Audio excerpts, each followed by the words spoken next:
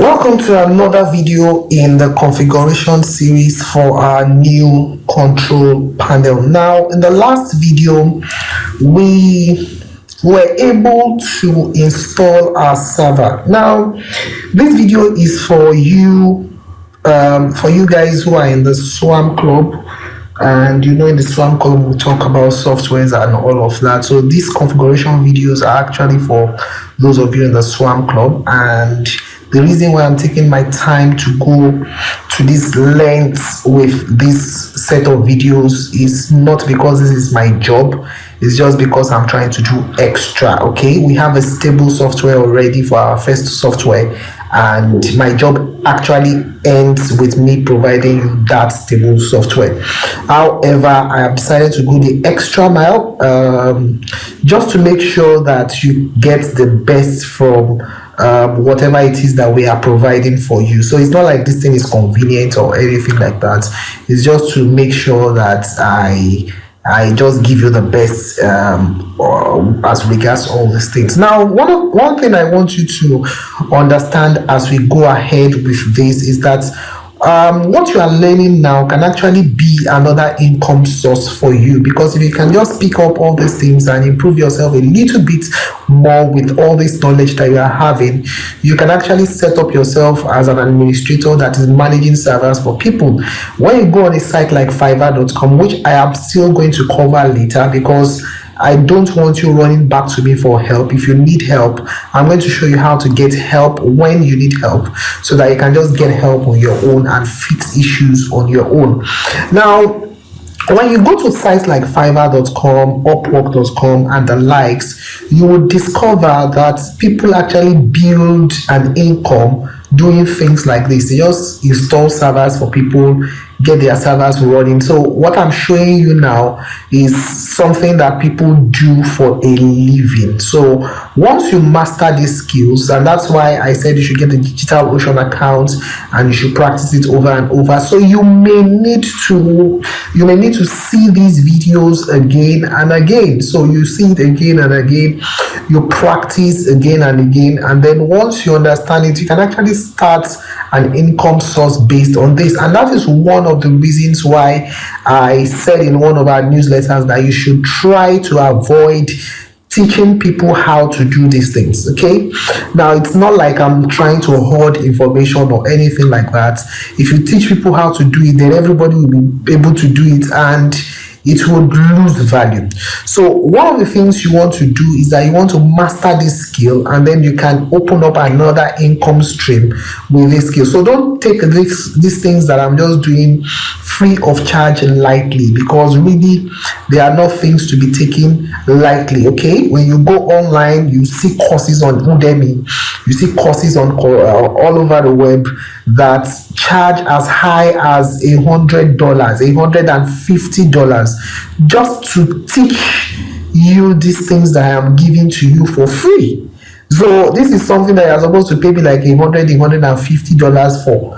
And if you want to calculate that at the current exchange rate, you will know what that means. So this is not something that you take lightly. So please, I want you to pay attention to these things and just follow it up and practice and get to know how to get things done by yourself. I'll do a video, like I said later, on how to get help when you need help, or if you feel okay, this is not something for me, you can hire people to actually configure servers for you. So as your clients come, you can hire people who configure those servers for you, and you just focus on probably the installation of the Messenger application, and you just go ahead from that point. So in the last video, we stopped at the point where we finished the installation of our server.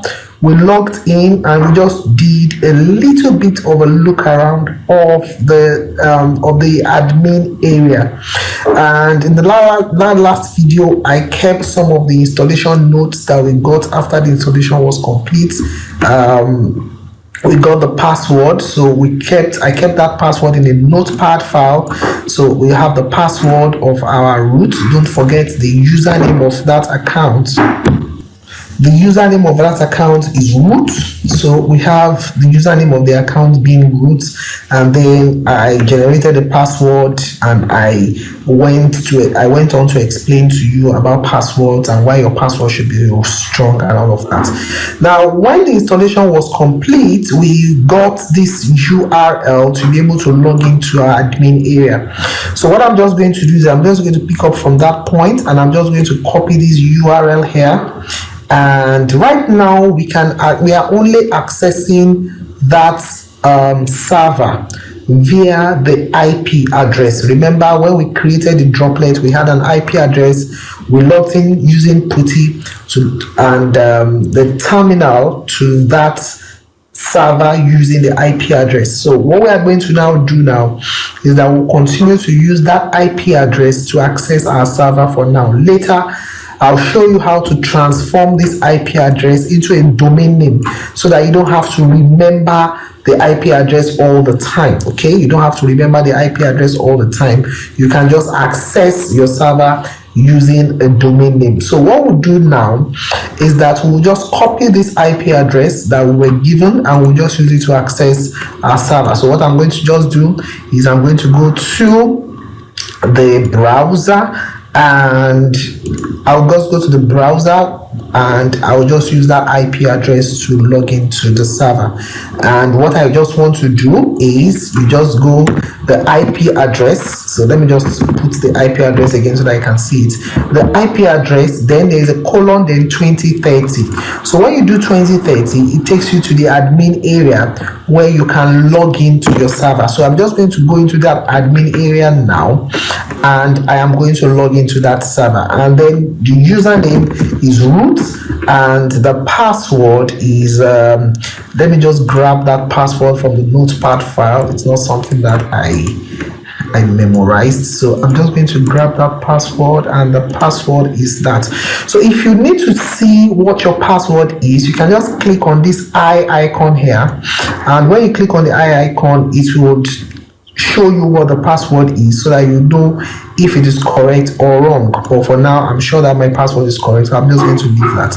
And then once you enter your details, all you need to do is do a login and then wait for the server to be logged into. So once you are logged into your server, we'll now begin to look at other things that you need to do. Now, remember in the last video, I told you to set up your admin email address. I told you to set up your admin email address in the last video. Now, in this video, what we would look at first, let me just close all of this. I'm just going to close this. I'm going to close these notifications. I'm going to close these notifications for now. Now, what we want to do first is that we want to start from the dashboard. I'm going to leave these warnings because we are going to use these warnings very soon. So I'm going to leave these warnings. I want to close these warnings for now. And you would notice that the firewall on this server is off right now. Okay. So what I want to do first is I want to make sure that I turn on the firewall on this server. Okay. And you can see there are so many mails waiting in the postfix queue. Let me just look at that to just quickly see what is wrong. Let's quickly see that, because that is supposed to be blank. Okay, the server is trying to reach out with information. The server is trying to give information to us, but because we have not set any correct email address, those emails are not going anywhere. So I'm just going to go back to the dashboard quickly, and once I get to the dashboard, I want to show you quickly some of the things you need to look out for in your dashboard. Then we start additional configuration to make sure that our dashboard is our server is at least has some level of security that can give us some confidence when we are operating online. Very, very important. So one of the things we are going to do now is that we are going to enable CSF. I think we did it in the last video, but probably we did not restart the CSF service, so we'll just do that right now. Then I think this internet is a bit slow. Okay, it's coming up.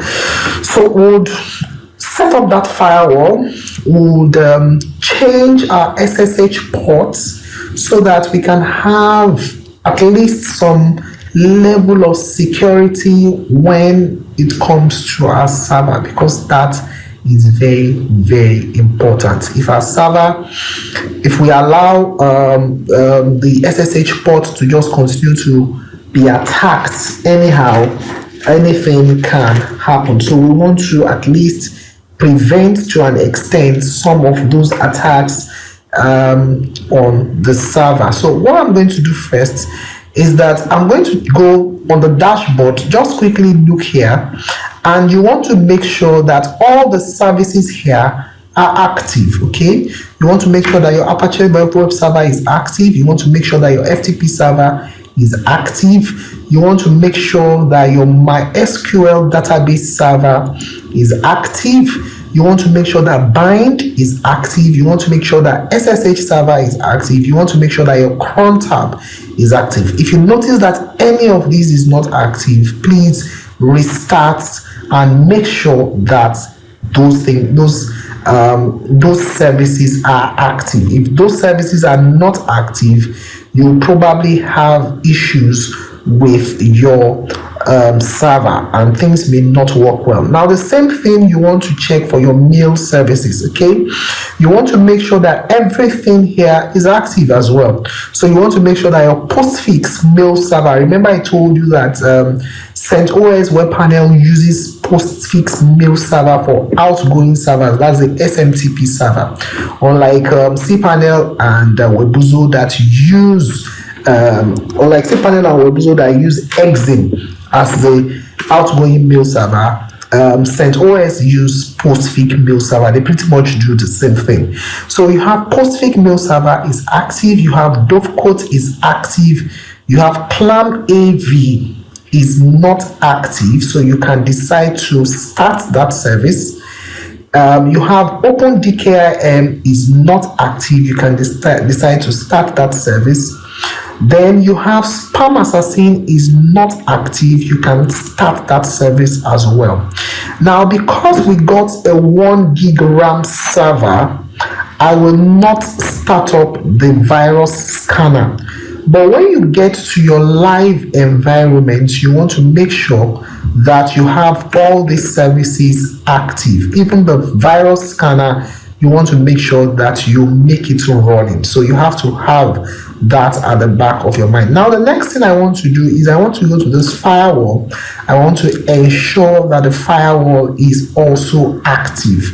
That is also very important. So I'm just going to go to the firewall and then I want to show you how to activate the firewall. Okay, so once you get the firewall, that's your CSF, firewall should be CSF. Remember, mod security should be turned on and it should be active to defend your server, and at the same time you want to have your CSF also active, defending your server. So when you look here, you would see that your CSF config server security is not active. So what you want to do here is you want to enable it. So I'm just going to go ahead and I'm going to enable CSF, and then I just wait.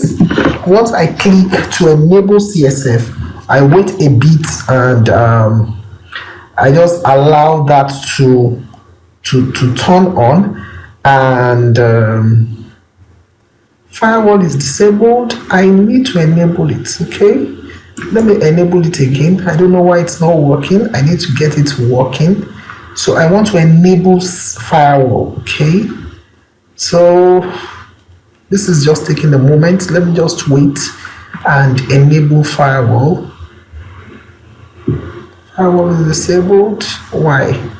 So one thing I want you to make sure that you do is that you make sure that you enable this firewall. Let me try and do a restart firewall, because it's very, very important that your firewall is always enabled on your server. So please make sure that the firewall is enabled. I don't know why this is not working now.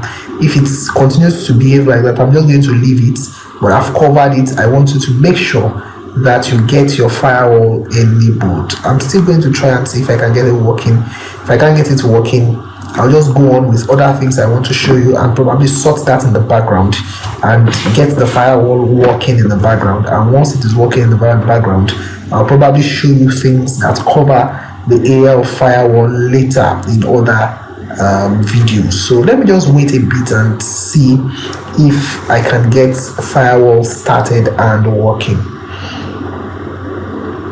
Okay, so it looks as if input output blah blah blah blah blah blah invalid.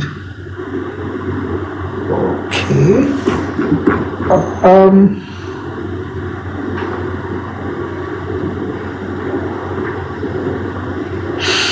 Okay, I would sort this issue of firewall probably in the background, then I would come back to it in other videos. Now, the next thing you want to do is, because if this firewall were to be on, if we're able to turn on firewall right now, what I would have done was to show you how to secure your server using by changing the SSH port. But since CSF seems not to be coming up right now, I don't know why that is. I probably need to install or something, or sort that in the background. But let me just see one more time to see if I can fix it live. And if I can't fix it live, I'll just go ahead to show you other things. Okay, and let me just go ahead and show you other things. I'll fix that and come back to sort that out in upcoming videos. Okay, so what I want to do now is that I want to show you PHP settings. Okay, I'm going to start with that. So what you want to do is you want to go to your PHP settings here, and when you get to your PHP settings, what you want to do with your PHP settings is you want to go to your PHP selector. Now, when you install your server, when we're installing the server, we picked PHP 7.3 as the default for the server.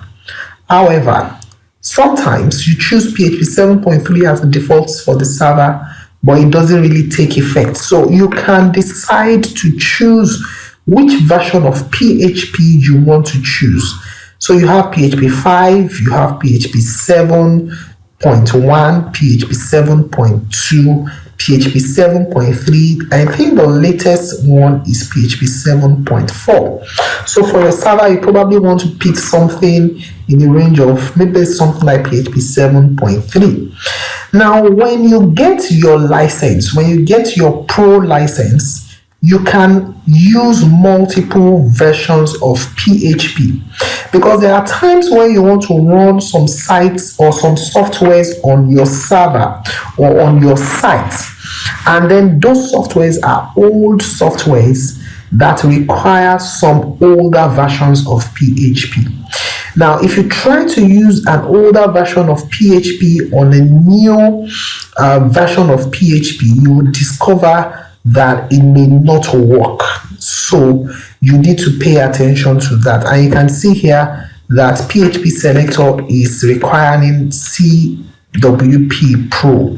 Okay, so before you can use this, you need to have the Pro. But I think there should be a place.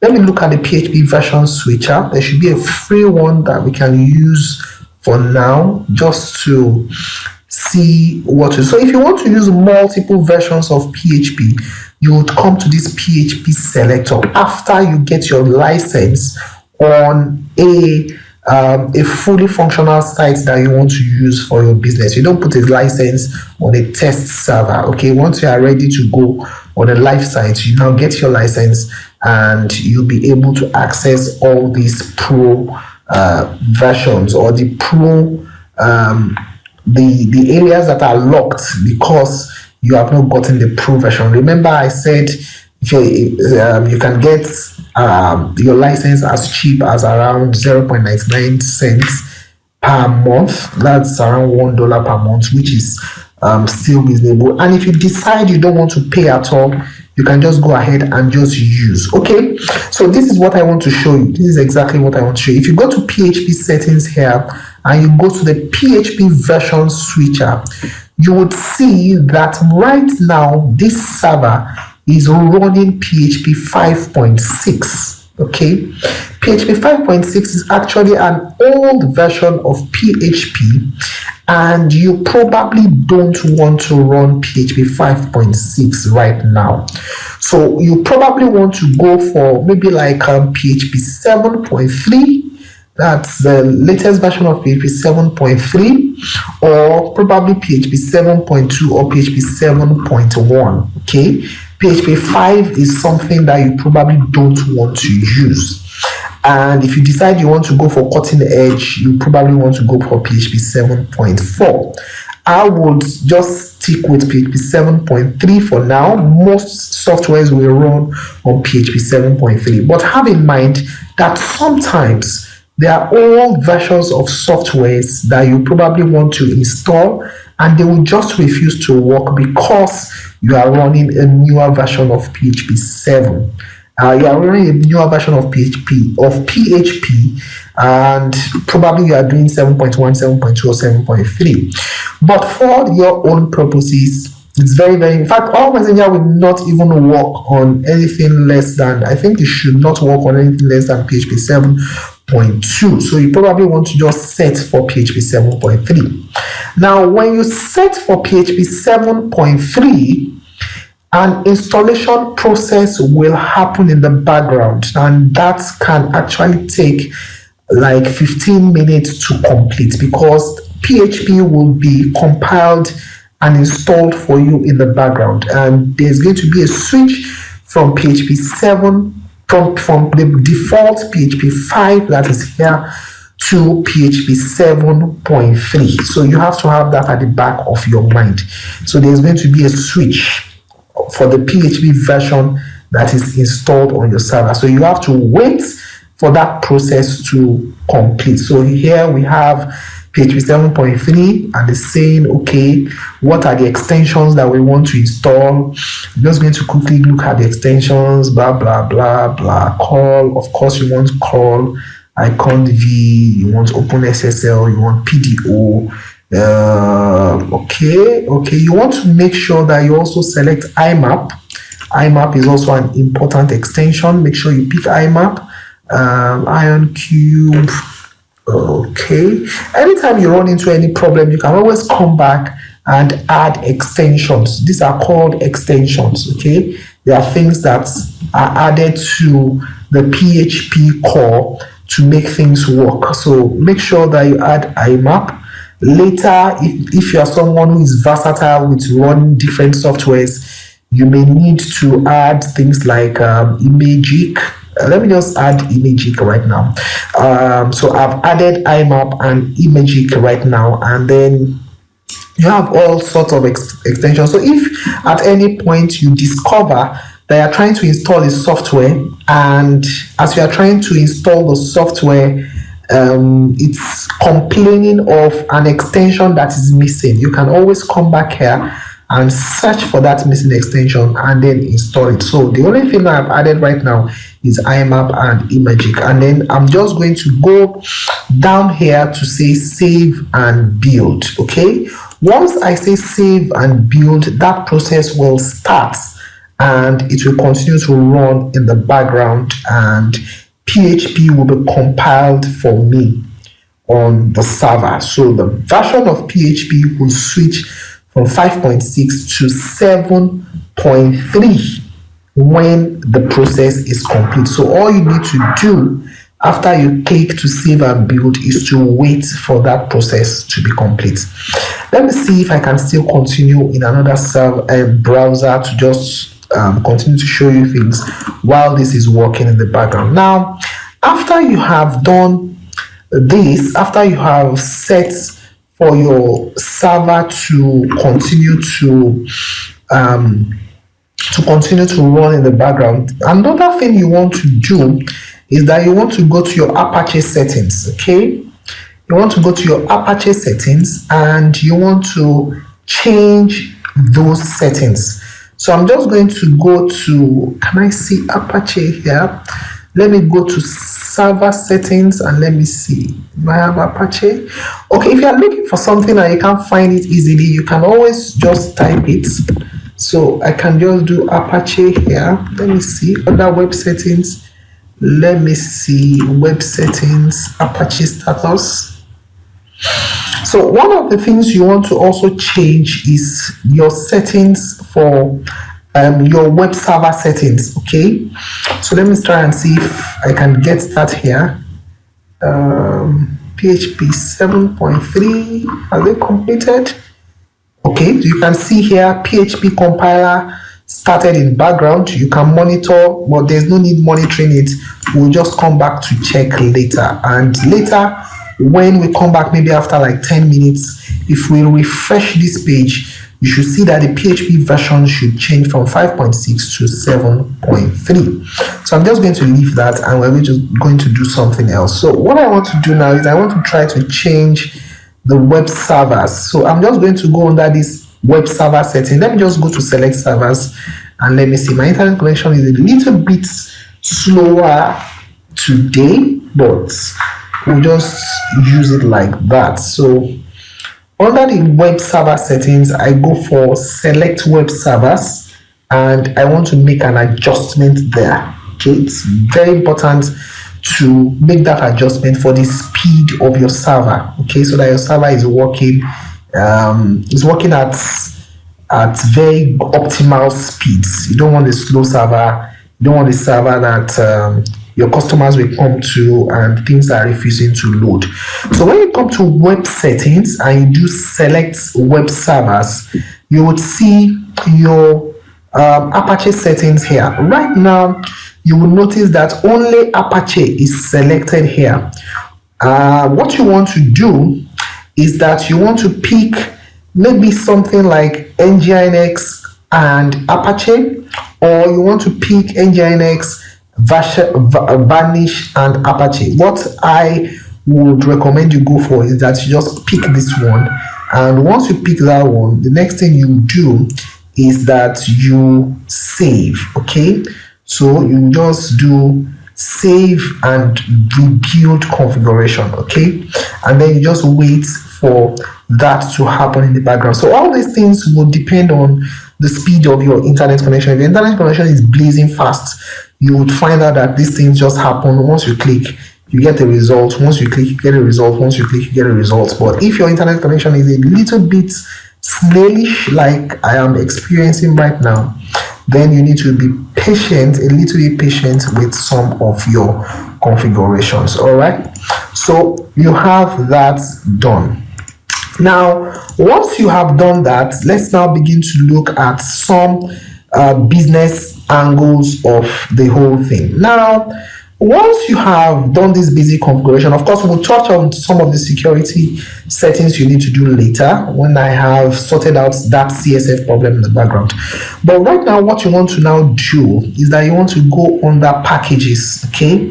And you want to create a package, okay? So you just go to packages, and then you create a package. Now, what a package does is that you have predefined boxes that you can use when you are creating accounts. That's what packages do for you. So let's go to Hugohost again. I'm just going to go back to Hugohost, and let's use Hugohost to create our packages. So we're just going to use Hugohost to create our packages right now. Now, when you come to Hugohost, let's go to their hosting packages. Okay, let me just go to get web hosting, and then we want to look at their hosting packages. So we are going to use Hugohost hosting packages to I will use that to kind of explain packages to you, so that you understand what hosting packages mean. Okay, now when you go under the Hugohost hosting packages, let's go for the monthly packages. And under the monthly packages, you can see that they have this package, 2 gigabyte of space for 500 naira per month, 6 gigabytes of space for 700 naira per month, 12 gigabyte of space for $950, 950 naira per month, 25 gigabyte of space for 2,100 naira per month, and then they have this unlimited web space for 2,500 naira per month. Of course, I don't want to believe that unlimited is really unlimited. There will be some clauses here and there. Now, when you now look at each of these plans, you would see that if you pay 500 naira per month, they would give you 2 gigabyte of space. They will give you 10 gigabyte of bandwidth. That's your data transfer. You would get 4 subdomain names. You will get 1 add-on domain. You will get a free.ng domain. You will get free SSL certificates. Of course, all that is free. You get unlimited emails, unlimited databases, and all of that. So if you are going to create your packages, you would also do the same. So packages essentially are pre-made account shells that you can use to create accounts when you start creating accounts on your site. So packages, when you say packages, that's what it means. And once you install your CentOS Web Panel, a default package comes with it. So you have, this one is the 20 megabyte package. There's 20,000 is 20 megabytes, and it comes with like 100,000. That's 10 gigabytes of, is that 10 gigabytes or 100 gigabytes of bandwidth. Then it has 10 FTP, 10 email accounts, 10. Now this server has just 25 gig. So definitely you don't want to create accounts with 20 gig, because it means that once you assign one account, then the disk space on the server is finished, is gone. And then let me see what else they have.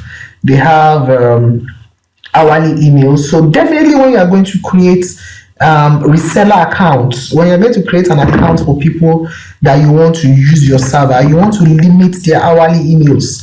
And please, for those of you who are in the swamp, please be very, very careful.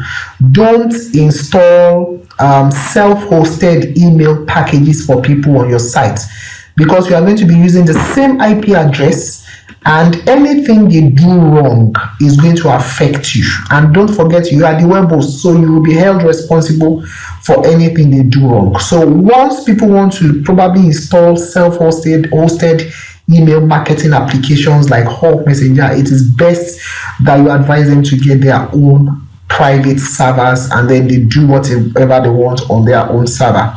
But for people who just want to do business, you can just limit the number of emails they send out per hour. That's very, very important that you do that.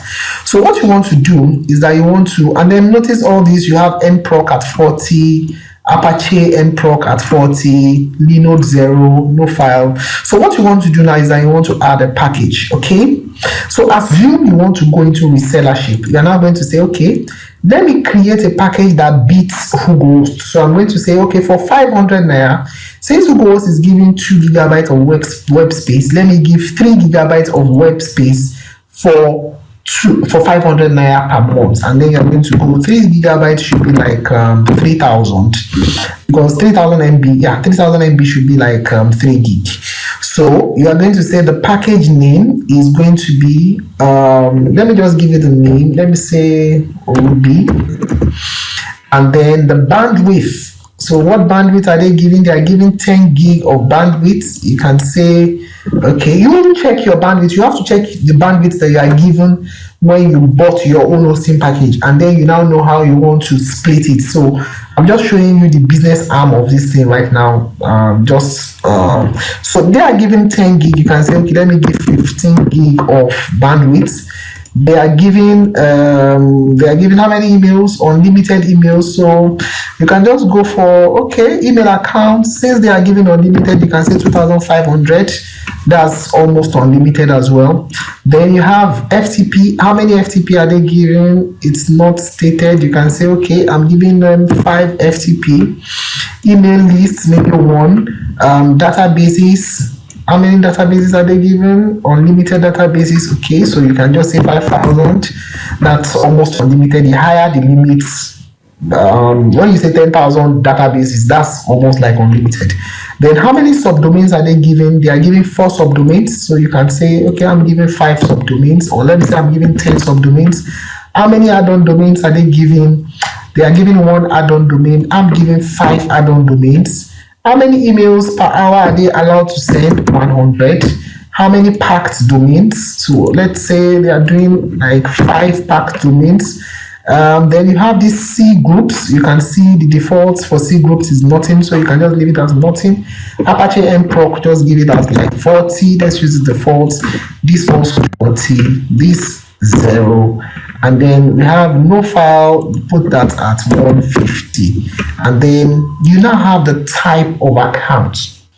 Now, when you leave the type of account as general, it means that that person will be able to use the account as a personal account.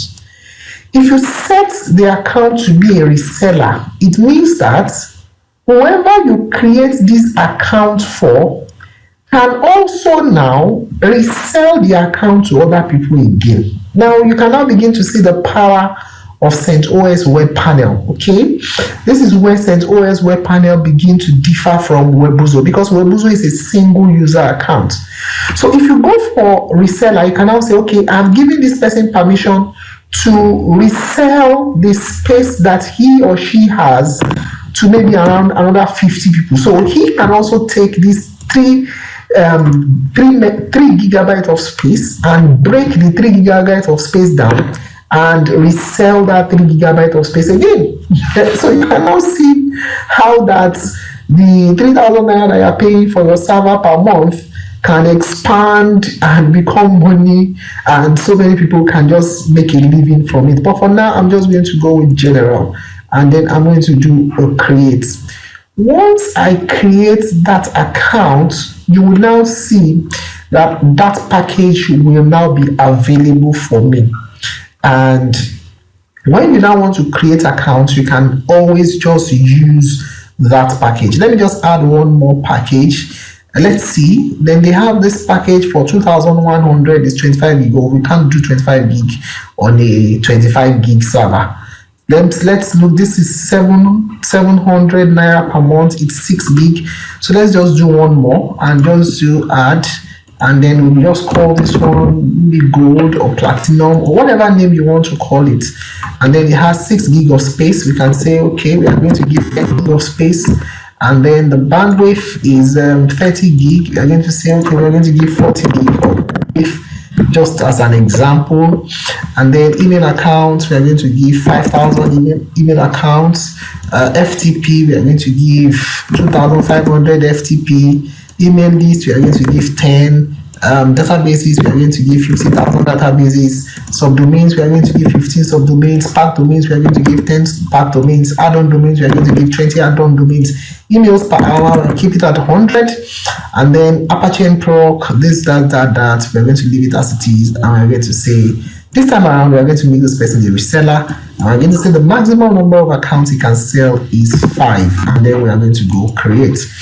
So once you create your packages and your packages are on ground, if you want to resell your VPS server to other people, once you have created your packages, then you can start to add accounts to your VPS server.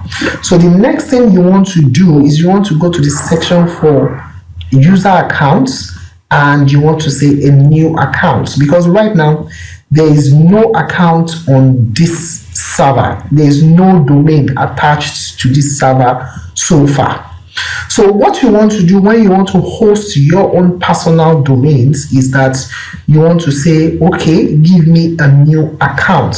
But don't forget, if you followed all the videos that we've done before on Webuzo and all of that, now if you are new and you are seeing these videos for the first time, okay, I would recommend that you still go and look at those videos that we did for Webuzo, because we are basing all of these videos on the fact that you have some experience already. So see all those videos that we did for Webuzo, and a lot of gaps probably missing in this tutorial will be filled when you see the former videos that we did on Webserver. Of course, you are not going to be using Webserver, you are going to be using CentOS, but you are seeing the Webserver videos so that you can fill in the gaps in the knowledge. Okay, now once you have registered a domain, now if you don't have a Dynadot account, I would recommend that you get a Dynadot account, and I would recommend strongly that you register your domains on Dynadot. Now here is the reason. Dynadot is not the only domain name registrar. There are 1,001 domain name registrars out there that you can use. Okay, the only reason why I am recommending that you go with Dynadot is because all the tutorials I will be doing will be based on Dynadot, and it is easier for you to pick things up and just follow when you are using the same systems that is used in the tutorial. There is no other reason why I am asking you to register your domains with Dynadot. Now, there are 1,001 domain name registrars, like I said. So if you get in touch with me and you say you are trying to create a host name, or you are trying to register a name server on another domain name registrar, and you are expecting me to just help you, don't forget that these websites are not my own. I'm just assisting you by showing you what to do. So once you get stuck like that, please don't reach out to me. If you are using another domain name registrar, you need to contact the providers of that service to assist you and to show you what to do. Remember, all this support that I'm doing is not really my job. It's supposed to be the job of those that are providing you the services. I'm just being a good person. So when you register your domains on Dynadot, what you want to do now that you have a new server, remember we always do that, is that you want to register your private name servers, and you want to attach your private name servers to your domains. So what you want to do right now, let's assume you want to go into resellership, is that you want to make sure that you log into your Dynadot. Let me just quickly log into my Dynadot in the background so that I can just show you what I am talking about. So I'm just going to quickly log into my Dynadot account right in the background very fast. And let me just quickly show you what I am talking about, because it's important that I show you these things live so that you know what to do and you know how to get things done by yourself. Okay, so now I'm logged into my Dynadot account, and once you are in your Dynadot account, what you want to do is you want to go to the section for my domains, and you want to go to name servers. That's where you want to be. Now, if you are watching this video for the first time and you don't know anything about name servers or domain names, please see my previous videos where I covered how to register domain names and things like that. Now, since you just got a VPS server that we just created on DigitalOcean, that VPS server has an IP address. So what you want to do, let's assume that you have registered a new domain and you are a reseller, is that you want to register a domain that reflects your brand. For instance, if your brand is pedrohosting.com. Now, when you have registered that domain, you want to come under this register name server here, and you want to create two name servers.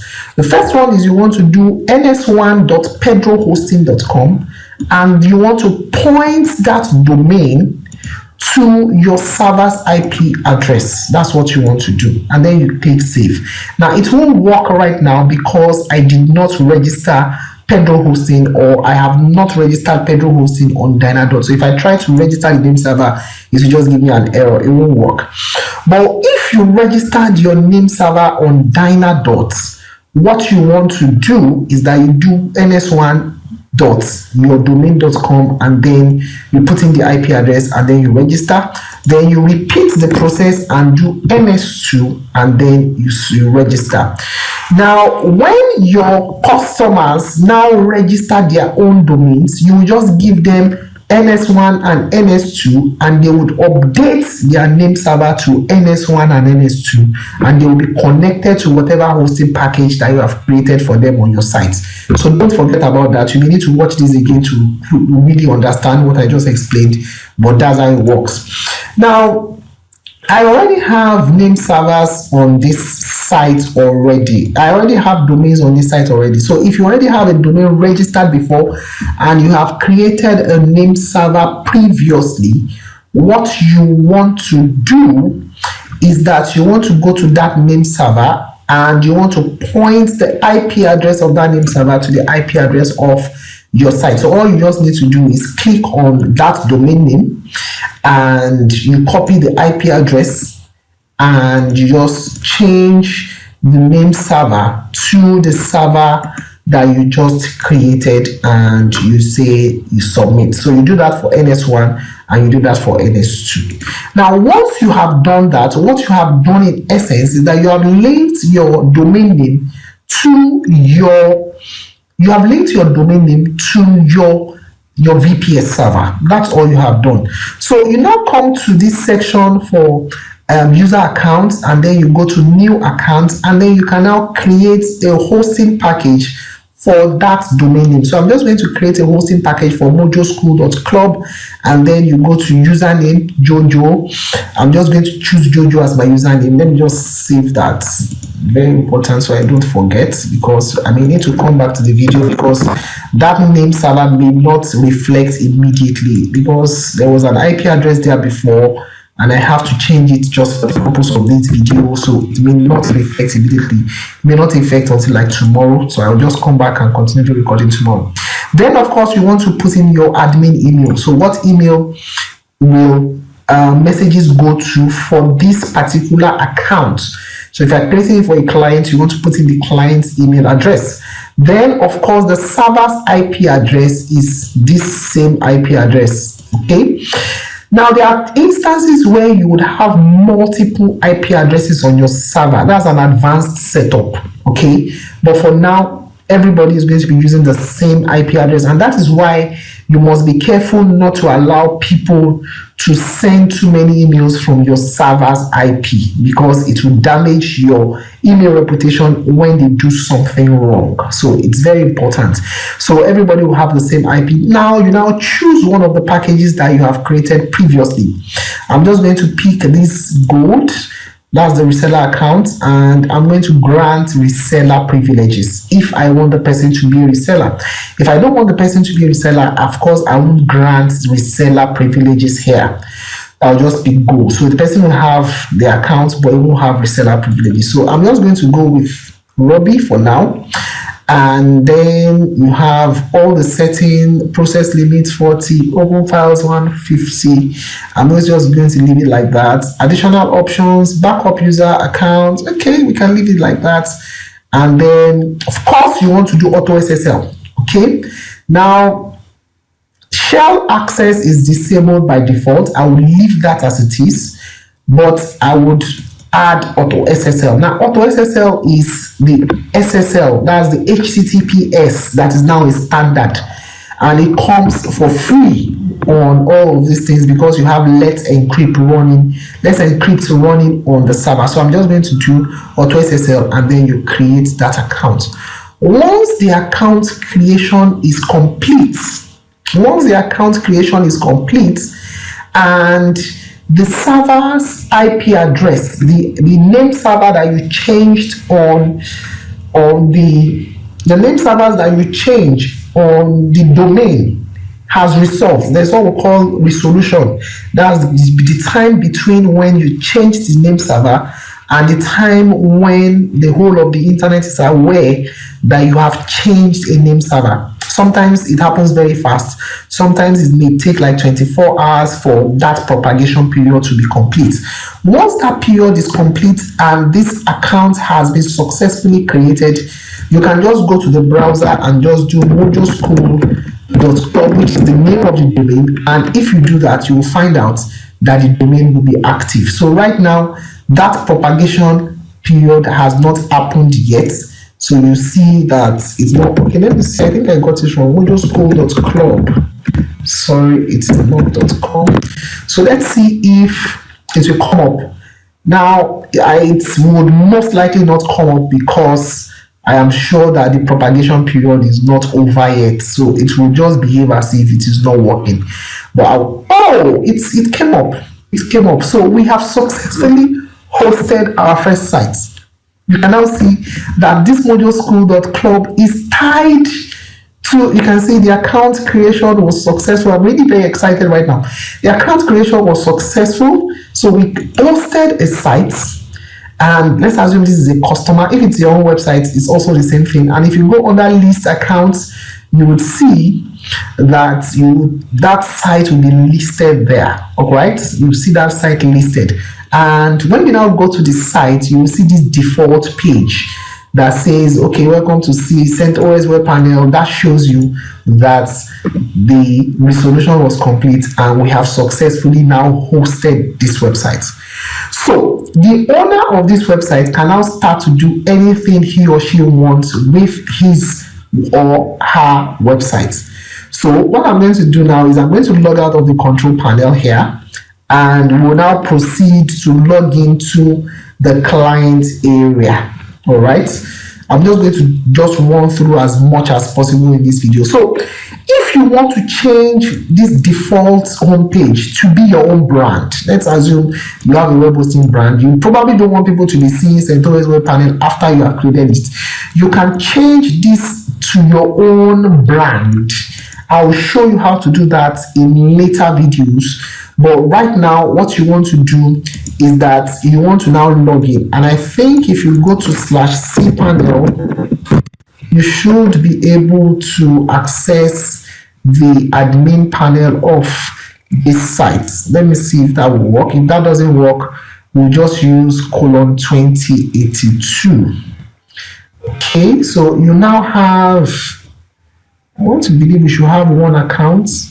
My internet connection is a little bit slow today, but when you start creating your own, you should see all these things working perfect. Okay, so you see I have one account, moduleSchool.club, blah blah blah, and if you come here and just point to this, you would see how to access the admin panel, which is /2080. So if you go to here and you say moduleSchool.club /20/cpanel, /cpanel, it will take you to the control panel. So you can just access this account now. So all you need to do to access the account is you go to Jojo, that's the username. Okay, then the password will be this. That's the password that we assigned to this account. And then I'll just say, okay, what's this? I'll just say, let's keep this, and I'll just log in. Now, once you log in, each user that you create an account for will have their own separate admin account. This is where Centos Web Panel beats Webuzo hands down. Webuzo is a single user account. Centos Web Panel is a multi-user account, and that feature in itself is what gives the power to do resellership if you want to do resellership. Now, you may decide, okay, I'm not interested in doing resellership. I just want to host my own website. It's the same thing. So each of the sites you create will have their own separate control panel that you can log into. And when you log into the control panel, you can now administer the sites. So what I'm doing now is I'm logging into the control panel of this site right now. Now, I'll just wait for that to log in so I can just show you a few things, just a few things here. And I'll now, in the next video, I'll show you some additional configuration. Let's now check what version of PHP we have. So let me just do that. By now, I believe that should be done. So I'm just going to go to PHP setting, and I'm going to go to PHP version switcher. Let's see what version of PHP we now have. While this is loading, we just have to take it as it is today. Okay, so the PHP version is still 5.6. I believe this is still running in the background. It would resolve itself, and probably in the next video, by the time we check, it will have gone back to 7.3. What else should we check? So I've shown you how to create accounts. I've shown you how to create packages. I've shown you your dashboard. I've shown you I've shown you web server settings that you should select. Let me go back to the dashboard and let me just see what else I can show you in this video before I close for this video. So there is a user account, and this is your admin panel. This is what you would see when you administer your site. This is what your customers will see when you have created sites for them. So for anyone who is using moduleSchool.club, this is what they would see. And you can see they can set up cron tab. They can use PHP selector. If you are using the premium version, you have your process list. But the ones I just want to quickly focus on here is the auto SSL. So once your customer has registered with you, they can add SSL to their account. So you can just go to SSL and add SSL to their accounts by themselves. So all they need to do is go to this auto SSL setting, and when they get to the auto SSL setting, they will just add Let's Encrypt, and you can see the module here is Let's Encrypt. So Let's Encrypt is available for them. All they just need to do is, let's see if any certificate is installed on this account. If no certificate is installed, you can just go ahead and install the certificate immediately. And once that certificate is installed, if you now go to the site moduleSchool.club, you will see that SSL will be available. So right now you can see it's showing not secure. Okay, it's showing not secure here. But the moment you add SSL, just pick the sites, and let's see what is here first before we go ahead to add SSL. So when you come to your dashboard, okay, you can see firewall is now installed. So in the next, now that firewall is installed here, this is the admin dashboard. In the next video, we'll just go ahead and do a little bit of security configuration on the server itself, and make sure that all your services are running. Make sure that your mail setup here, mail services here are all running. I'm just going to go ahead to turn all this on. Clam AV, turn it on. Turn this on as well. I'm just going to turn it on. Okay, it might not work because of the size of the server, but I think Spam Assassin should work, and I think OpenDKIM should also work. Let me see that. I think Spam Assassin should work, okay, and OpenDKIM should also work fine. Okay, so those are services that are working and running. All right, so the next video, I'll be showing you how to have your own host name, how to have a host name on your domain, and to configure your host name. That's something that we'll do in the next video. So instead of having this CentOS blah blah blah as your host name, you can actually change this host name to the host name of your domain, so that you don't have to log in with your IP address. I'll show you how to do that in the next video. Then I'll show you also how to take care of the SSH server security that I spoke about in the last video. So you can see here in the user accounts, there is no SSL certificate right now. All we want to do is, you want to make sure that the domain is selected, then just install. Okay, just it's not working. So let me see auto SSL certificates. Let's see if we can activate it from here, because it's not working here. SSL is not working here. So let's see if we can do it from the admin panel. Now, one thing I've noticed with Centos Web Panel is that the moment you get a license, the pro license. Now, I'm not saying it doesn't work well when it's free. It actually works very well even when it is free. But when you get the pro license, things tend to work better. A lot of things that you try to do and you find very difficult when you are using it without the license, just works better when you get your license and you just go pro. But don't forget, when you're using it for free, you're not paying anything. But when you are using the license, you pay like, it depends on where you are getting the license from. You pay like something like between $1 and $1.99 or thereabout per month. Just around $2 per month, which is not bad. It's not bad at all. So what I'm just going to do is I'm going to go to Auto SSL, and I'm just going to install SSL for that account Jojo from here. I'm just going to say mojoschool.com, and I'm going to install for mail, I'm going to install for webmail, I'm going to install for FTP, and I'm going to install for cPanel, and I'm just go install. Now if that SSL is successfully installed, then you will notice that when you go to this website and you do this, it will not show not secure again. It will show that you are on a secure connection. So let's just wait for the installation to complete. It can take a bit of time for SSL certificates to be generated, but SSL certificate is free. So once the installation is complete and it is successful, if you come back to your website and you use the HTTPS and just go https mojoschool.club, you will find out that you will get that secure padlock that shows that you have https mojoschool.club. You will see that secure padlock that shows that you have SSL certificate installed on your site. So let me just try it again. I think it's complete now, because this is where I would be ending this particular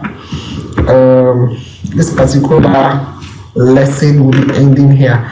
Now it may not really work well because I just changed name server, so it's understandable all these things that we are getting with the domain, that mojoschool.club. But if you come to list install here, you will see that mojoschool.club actually now has a valid SSL certificate. So you can test it by clicking on go from here, and when you click on go, it will tell you if that site has SSL certificate or not. But most of when you do it the way I've shown you, you discover that everything will just work smoothly and everything will work fine.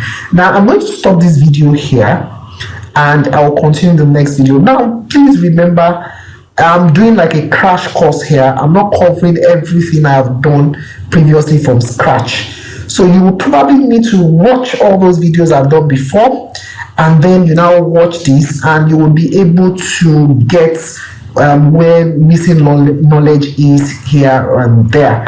So what I want you to do is just to practice, okay? Practice, and I believe when you practice, you'll find out that you get all these things smoothly. So in the next video, we're going to look at security. In the next video, we're also going to look at how you can configure your host name so that you can access your site without using the IP address here. You can just use your domain, and that's easier to remember.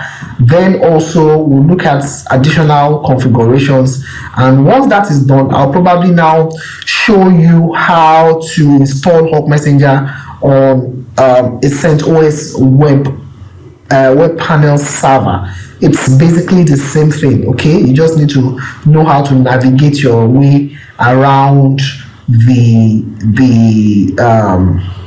what's it called? You just need to know how to use your FTP, and it's just basically the same thing. So I'm going to show you that. Now before I quickly go, something just occurred to me now that I should tell you about. Now there are times when you would a customer will complain to you, or you too will notice that when you go to your website like this, it may just show an error. It may say error 500 or error something. Now in such a case, there's something we call permissions. I will explain permissions to you later. Now when you have permission issues, you can get some of those issues. Now when that occurs, what you want to do is you want to come under your user accounts. Just go to your user accounts, and when you get to your user account here, you will go to the section for fixed permissions, and then you locate the domain or the account of the person that's having that problem. So if it's one of your sites that is having that problem, just go to permissions and then go to that particular account, and what you want to do is you want to fix the permission errors. So CentOS Web Panel will try to fix that permission error for you automatically. So what you want to do is now if you get the license, you would get even more options about fixing those permission errors. But what you want to do is, once you get here, select the user. So the user now is mojoschool.club that is having the problem, and then just do fix permissions, fix errors, and probably if you want to remove this also, you can do this. But what I want to do is fix permission, fix errors, and then once you do fix selected, those errors will be fixed for you automatically. So I'm going to stop here. I will see you in the next video when we continue with Centos Web Panel. Bye bye.